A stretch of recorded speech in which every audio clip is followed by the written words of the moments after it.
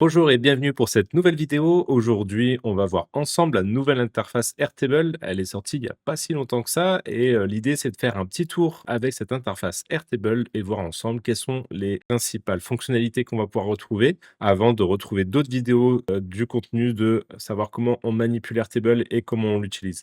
Alors c'est parti pour cette nouvelle vidéo.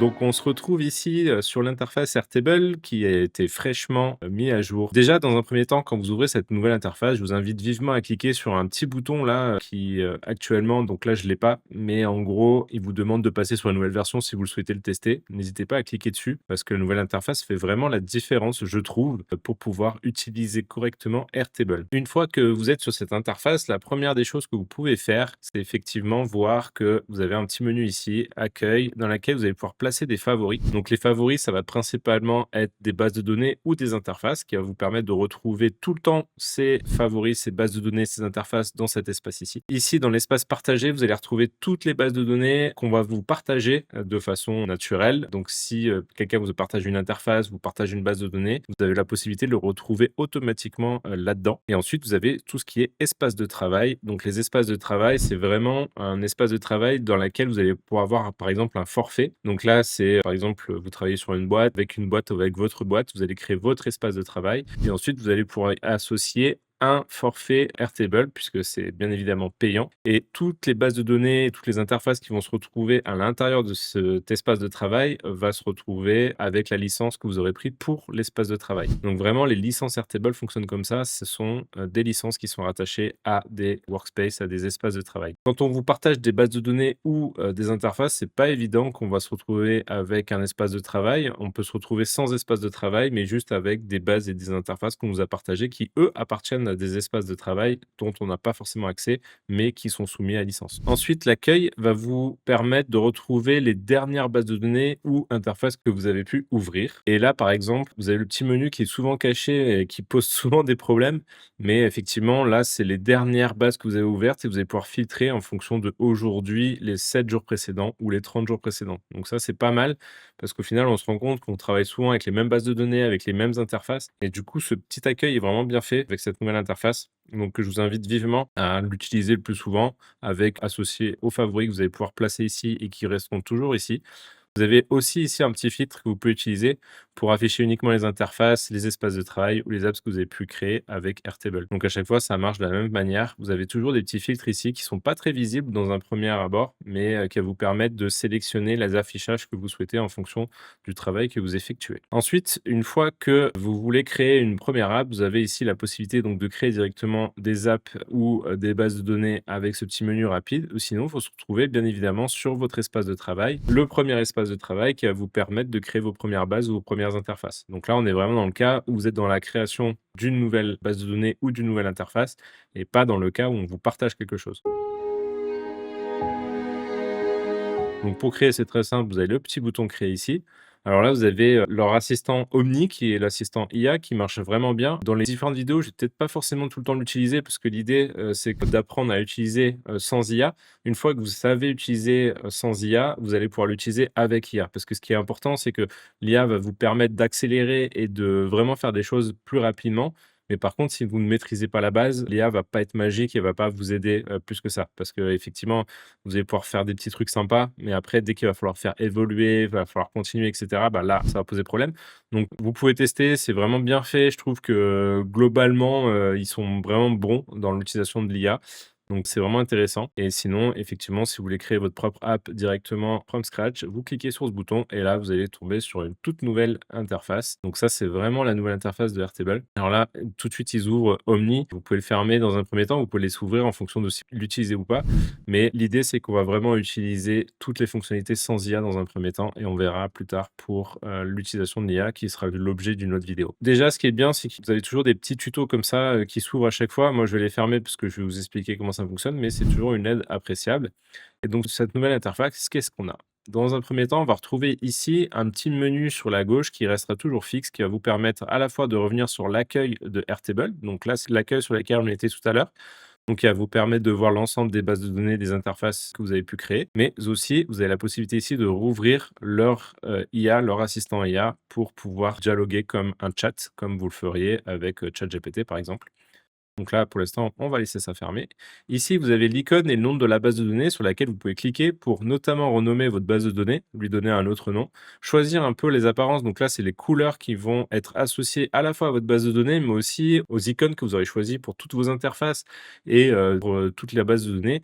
Donc là, c'est des couleurs qui sont intéressantes à manipuler. Ah, d'ailleurs, vous voyez que là, en utilisant des couleurs plus pâles, il faut passer forcément par un forfait payant. Donc là, vous avez le droit à quelques couleurs plutôt foncées dans la version gratuite. Ensuite, vous avez un guide de base qui va vous permettre ici de personnaliser et d'expliquer ce que vous allez faire avec votre base de données. C'est bien pour justement faire un peu de la documentation. Et ensuite, dans le menu icônes ici, vous avez un nombre choix de différentes icônes sur lesquelles vous allez pouvoir sélectionner pour modifier l'icône directement de votre base de données. Donc, on voit qu'il change ici en haut à gauche. Et donc, à chaque fois qu'on change de couleur, c'est juste le fond de l'icône qui change.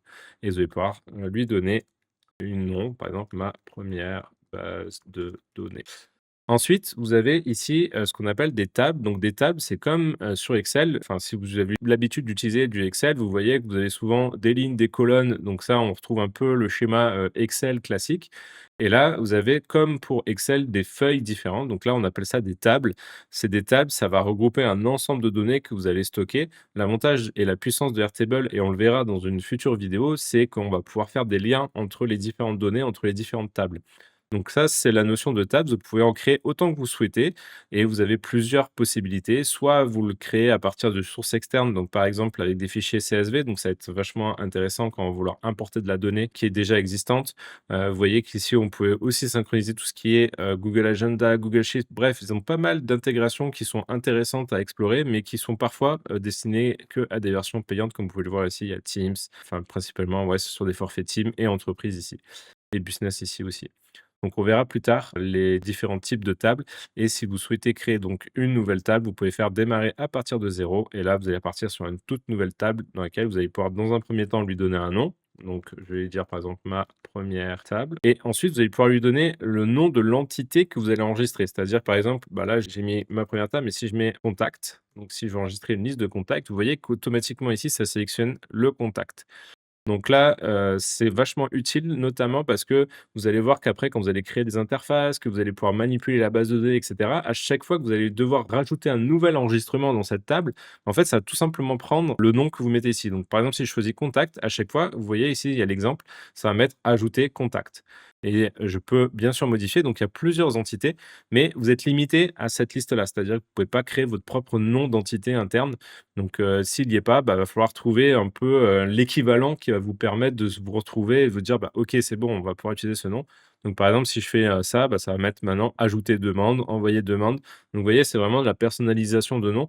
Donc là, mon interface est en français, mais si mon interface est en anglais, c'est des noms qui sont en anglais. Donc, vous voyez l'idée derrière ça. Donc, vous pouvez chercher, des types que vous souhaitez enregistrer et une fois que vous avez fini, vous pouvez faire enregistrer. Ici, vous pouvez recliquer sur le petit bouton ici pour renommer le tableau et remodifier l'entité si vous avez besoin ou modifier le nom de la table s'il y a besoin.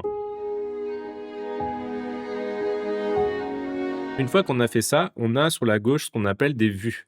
Les vues, ça va vous permettre de créer différentes, formes de vues de vos données directement dans votre base de données. C'est très utile pour notamment filtrer, mettre des ordres dans, par exemple, si vous voulez classer par ordre alphabétique, par, priorité et cetera.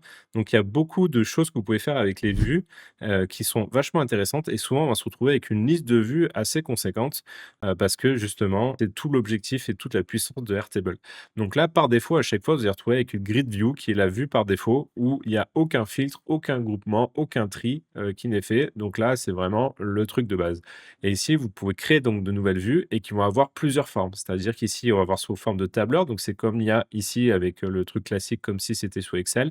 Vous allez avoir une vue calendrier. Si vous manipulez des dates et cetera, ça peut être intéressant de le voir, les données sous forme de calendrier. Vous allez pouvoir faire des formes de galeries. Donc si par exemple, vous avez beaucoup de photos à montrer ou des choses comme ça, bah, vous allez pouvoir directement faire avec cette vue galerie.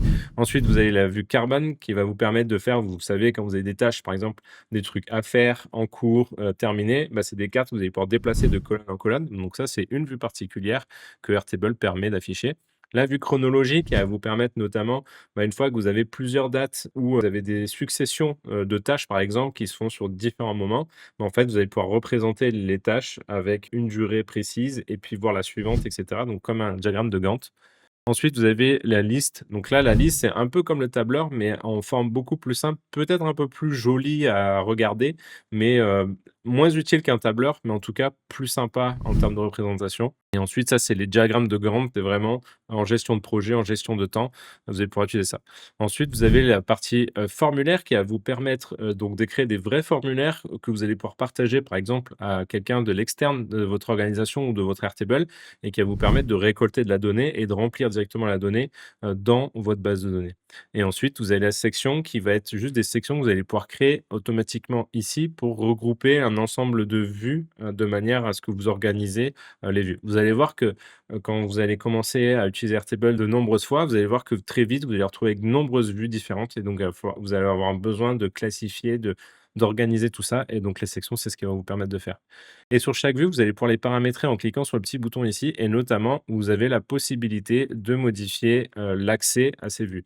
Donc là, vous voyez que c'est réservé à des forfaits de type team, mais par exemple là, la vue collaborative, ça veut dire que si vous invitez quelqu'un d'autre à venir sur votre base de données, il va pouvoir voir cette vue et la manipuler comme bon lui semble. Ensuite, quand vous avez un forfait team, vous avez la vue personnelle, c'est-à-dire qu'il y a que vous qui pouvez la voir et pas les autres. Donc ça peut être intéressant parfois.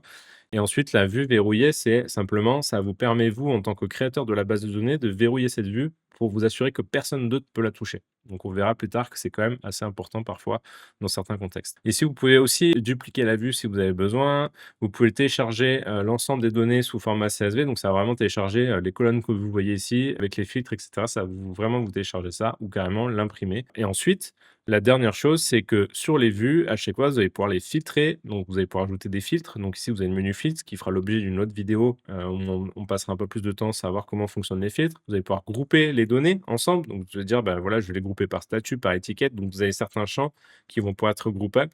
Donc, c'est pour ça aussi que c'est important de bien typer les données parce que, par exemple, vous voyez qu'ici, j'ai pas l'ensemble de tous les champs parce que ça a peu d'intérêt. Donc là, c'est vraiment sur des sélections multiples ou autres que ça a de l'intérêt de grouper. Vous allez pouvoir trier par nom, par date, par ce que vous voulez et vous allez pouvoir aussi, mettre des couleurs sur les lignes. Bon là, vous voyez que c'est réservé à un plan team et ensuite, la dernière chose, c'est que vous allez pouvoir partager à l'extérieur directement. Vous allez pouvoir créer un lien vers une vue qui fait que vous allez pouvoir partager ce lien à n'importe qui et qui va avoir accès dès qu'il a ce lien, il a accès, à la vue, que vous avez créée pour lui. Donc ça, c'est vraiment puissant et vraiment intéressant pour vous. Sur chacune des vues que vous allez pouvoir créer ici, vous allez pouvoir afficher ou masquer des données. Donc là, par exemple, si je fais disparaître des colonnes, on voit qu'ici, c'est marqué 2 champs masqués. Donc je ne les ai pas supprimés, ils sont juste masqués, ils restent toujours actifs et je peux les réafficher dans une autre vue si je veux ou les masquer tout le temps. Ça, c'est en fonction des cas, on en a besoin, on n'a pas besoin. Bref, vous comprenez l'idée. Et ensuite, on se retrouve donc avec, les différentes colonnes qui représentent votre base de données, votre table avec les différentes données. La différence près par rapport à Excel, c'est que là, cette colonne-là va vous permettre de ce qu'on appelle typer les données. C'est-à-dire qu'ici, vous voyez que là, il y a un A, donc ça veut dire que c'est texte sur une seule ligne. Ça veut dire que c'est une colonne dans laquelle vous allez pouvoir mettre des informations qui ne contient, généralement qu'une seule ligne. Donc c'est, un petit résumé, un nom, un prénom, voilà, c'est vraiment que sur une seule ligne. Ensuite, vous avez un autre type qui est le texte long. Donc, le texte long, ça va vous permettre de mettre du texte sur plusieurs lignes. Et l'avantage par rapport à Excel, c'est que aussi, le texte long, vous allez pouvoir faire en sorte qu'il puisse être enrichi avec notamment du gras, du souligné, des puces, etc. Donc, ça va pouvoir mettre un petit peu en forme par rapport à un texte sur une seule ligne qui ne sera pas possible de formater comme ça. Ça restera juste du texte brut. Les textes longs vont vous permettre de mettre en forme un peu votre texte et d'avoir quelque chose sur plusieurs lignes. Donc, c'est vraiment intéressant. Donc ça, c'est un autre type de données et ensuite vous avez les assignees. Donc les assignees, c'est par exemple si on parle de tâches, vous allez pouvoir assigner une tâche à quelqu'un et là vous allez pouvoir taguer directement un utilisateur qui est dans votre Airtable de manière à ce qu'il puisse être associé à cette tâche. Donc ça, c'est un autre type de données et là en fait, on va voir qu'ici, je peux sélectionner, bah, moi parce qu'il y a que moi dans le Airtable, mais si j'avais d'autres utilisateurs, je peux sélectionner d'autres utilisateurs. Ensuite, on a un type de sélection unique. Donc, la sélection unique va vous permettre de définir un certain nombre d'options où vous voyez que les utilisateurs vont pouvoir sélectionner une option et une seule possibilité. Ensuite, on va avoir des types attachment qui va vous permettre de mettre des fichiers, des photos, de tout type de médias qui ne sont pas dans votre Airtable, que vous allez pouvoir importer des fichiers directement. Et là, c'est leur nouveau texte long agent où en fait, vous allez pouvoir donner un petit prompt qui va vous permettre de générer automatiquement un texte lié aux différentes données que vous avez ici. Donc, c'est vraiment une intégration IA qui est très smart chez Airtable et qui va vous permettre de générer du texte grâce à leur IA très facilement et notamment en se basant sur les données que vous avez sur votre table. Donc là, voilà un petit résumé de ce que c'est que ces différents types de champs. Et en fait, si vous voulez ajouter un champ, vous allez voir que vous allez retrouver avec un menu comme ça, hyper long. Et en fait, vous voyez qu'on a plein de types différents. Donc, chaque donnée va pouvoir être typée. C'est toute là la force de Airtable, c'est que par rapport à un Excel, une fois que vous faites un Excel avec vos colonnes et vos lignes, vous allez retrouver plein de données qui vont être mélangées, qui vont pas forcément être formatées, et cetera. Et c'est ce qui fait que votre base de données au global n'est pas très exploitable parce que justement, on n'a pas la possibilité de vraiment bien définir ce que représente chacune des données. Et ben là, avec Airtable, vous allez pouvoir le faire.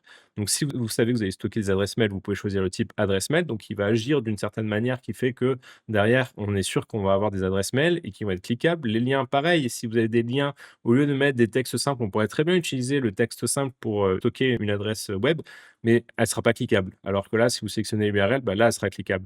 Des numbers, des numéros. Donc, les numéros, vous allez pouvoir les formater sur différentes formes, etc. Pareil pour les devises, vous allez pouvoir sélectionner si c'est des dollars, des euros. Donc, voilà, tout ça, ce sont des champs qui sont vraiment ce qu'on appelle typés et qui va vous permettre de donner, de dire, bah, OK, moi, je veux que cette donnée-là soit de ce type-là et c'est ce qui assure une intégrité des données qui soit vraiment très bonne, dans le sens où, toutes vos données vont être bien organisées, bien traitées, dans un bon format et vous allez pouvoir avoir une vraie app, un vrai dataset, un vrai, ensemble de données qui soit vraiment intéressante. Et donc là, notamment, l'autre force, c'est de les lier à une autre entrée qui va vous permettre de créer un champ qui va être lié à une autre table. Donc c'est là où le lien va venir entre les différentes tables et faire en sorte que vous allez avoir une base de données qui va être un peu dynamique comme ça, où vous allez pouvoir sélectionner des entités, d'autres données dans d'autres tables et c'est là où toute la force de Airtable et tout ce qui est intéressant. Donc pour créer un nouveau type, bah, il suffit simplement de sélectionner le type de données que vous souhaitez faire. Donc par exemple, si je fais sélection multiple, je clique dessus. Je vais pouvoir lui donner un nom. Donc là, c'est souvent semi-facultatif parce que en fonction de la donnée que vous allez donner, il va donner un nom générique. Mais bon, je vous conseille souvent de mettre des noms. Après, ça, c'est libre à chacun. Soit vous donnez des noms qui sont en français, soit des noms en anglais. Moi, j'ai tendance à faire toutes mes bases de données avec des noms en anglais par habitude parce que j'ai des anciennes habitudes de développeur. Mais après, vous pouvez très bien le faire en français, ça marche très bien et c'est aussi fait pour ça, Airtable, c'est que c'est un peu leur force, c'est que voilà, vous pouvez utiliser vraiment le langage que vous voulez. Ensuite, donc là, on a sélectionné type sélection multiple et là, vous allez voir que vous allez pouvoir mettre différentes options. Donc là, je vais pouvoir mettre option A, option B, option C, etc., etc. Et je vais pouvoir même faire définir soit ici, je me dis, bah non, je veux qu'il y ait des couleurs. Donc là, je vais pouvoir sélectionner avec la flèche ici la couleur de l'option. Donc ça, c'est super.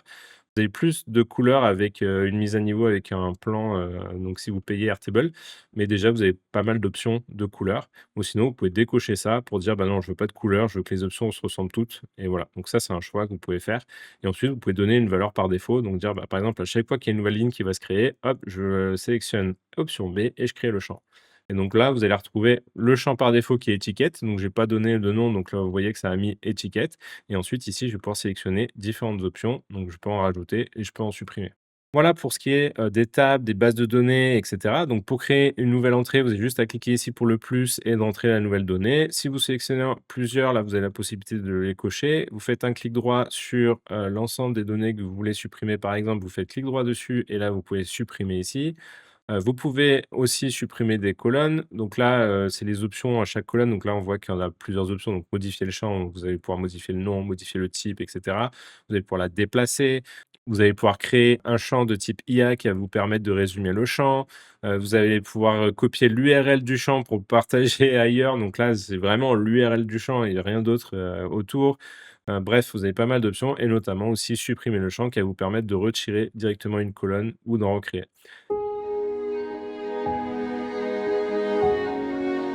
Et ensuite, dernier point, c'est la partie ici dans les tabs en haut où vous avez données automatisation, donc qui va vous permettre de créer plein d'automatisations autour de vos données. C'est là où toute la puissance aussi d'Airtable par rapport à Excel, c'est-à-dire que dès qu'il y a quelque chose qui est intéressant à automatiser, par exemple, vous avez besoin de mettre à jour un statut automatique en fonction de conditions qui est arrivé dans une autre base de données, dans une autre table, et cetera, bah, vous allez pouvoir faire grâce à ce menu automatisation qui est rattaché à la base de données pour le coup. Et ensuite, vous avez, tout ce qui est interface. Donc les interfaces, c'est vraiment quelque chose de vraiment puissant, où on va beaucoup en parler dans les prochaines vidéos, qui vont vous permettre de créer vraiment des applications basées sur toutes vos données de votre base de données et que vous allez pouvoir partager à l'extérieur ou, dans, les membres de votre équipe et qui vont permettre de faire beaucoup, beaucoup de choses. Donc ça, les interfaces, c'est vraiment très puissant et pareil pour les formulaires. Les formulaires, c'est juste, de l'entrée de données, c'est-à-dire que autant les interfaces, la différence, c'est que les interfaces, vous allez pouvoir consulter, vous allez pouvoir modifier, vous allez pouvoir, faire vivre la donnée. Mais les formulaires, c'est juste pour recueillir de l'information et remplir votre base de données. Donc là, le but de formulaire, c'est uniquement ça, de prendre l'information et de remplir vos bases de données et rien d'autre. Et donc pareil, on verra dans une prochaine vidéo. Voilà, l'idée, c'était de vous faire un petit point, un petit tour sur, l'interface de Airtable, comment elle fonctionne et comment c'est articulé. N'hésitez pas si vous avez des questions à les poser en commentaire, si vous avez des remarques ou autre, je reste à votre disposition pour aussi, répondre à ça.